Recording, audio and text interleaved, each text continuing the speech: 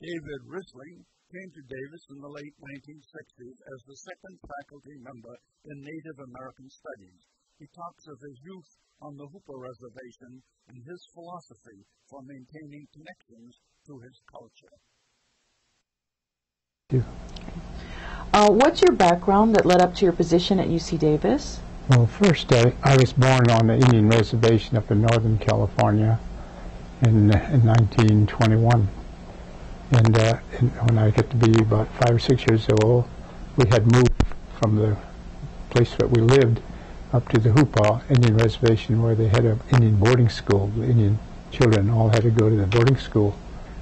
And then we had started a high school there, which my dad was responsible for.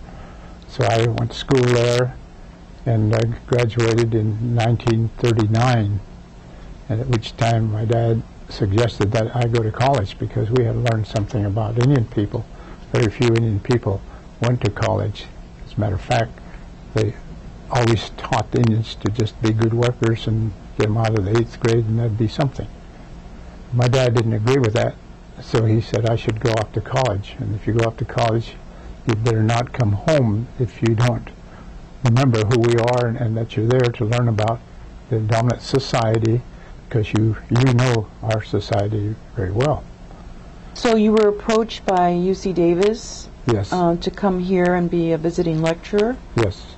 In on teaching Native American Studies right. topics? Right, and that's mainly because when I was responsible for creating these organizations, Native American Rights Fund, California Legal Services, and Indian Education and everything.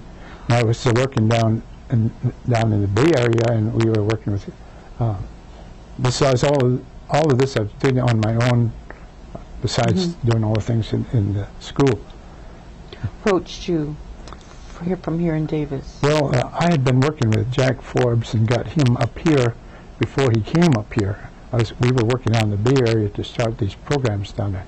So Forbes, they offered him a high-paying job down at Berkeley. At Berkeley, at a very high position. But I told him that we, of the Indian people, we want you to be up at Davis because Davis is not in the city, and you're not going to get a lot of Indian people going there, except those that are already adjusted to the cities. But we want to have a program that our Indian people would enjoy, and something that would be good for everybody in general, not only Native people, but everybody else. So he finally said, okay, so he came up here and joined the Native American Development Program that was starting up here, and the first thing he did was try to get me to come up here. When he moved up here, he wanted me to come up here. But I didn't get up here till, I guess, about second, 2/3 of the year of that particular time. But it was still in the first. That's the first year, right? And I think it's important that you're one of the founders. You and Jack are two of the founders of the Native American Studies program here at UC Davis. Right. Everybody wanted me to stay after the first part of it, and the students began to come in, and they began to feel good about themselves. So it was just the next year we got a lot of Indian students here from around the country, mostly from California, but they were even come from around the country. And because they felt that for the first time we had Indian instructor and somebody that knew about them, and the fact that they lived a different life, and that my approach was always you have to live in two worlds. You have to live in the dominant society, you have to know how they work, and you have to know how your people work. So you have to go back and forth. And that's what I do, and that's what I did most of that time, and I have been very successful.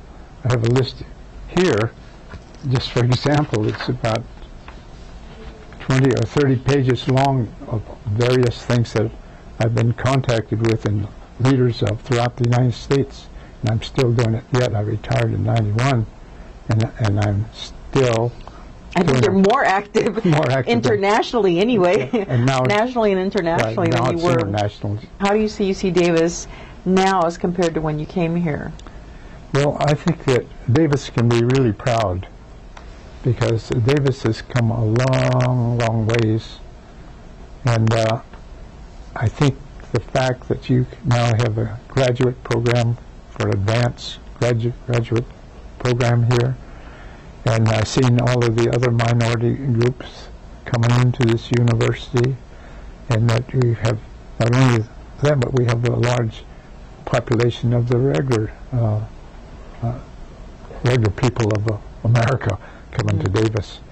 And Davis is really, I look to Davis in another 10 or 15 years to be the #1 college in the country.